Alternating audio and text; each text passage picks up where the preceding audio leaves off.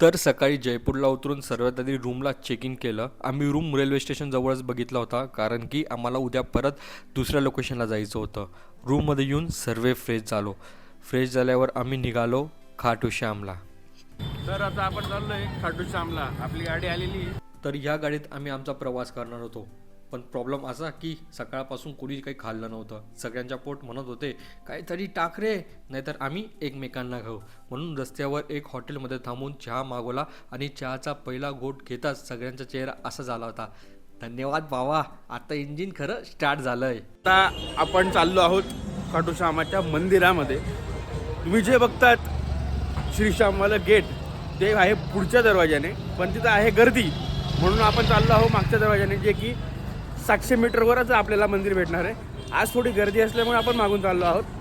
आता आम्ही जाणारच आहे दर्शनाला, पण तुम्ही पण आमच्यासोबत कंटिन्यू राहा. स्टे ट्यून काय.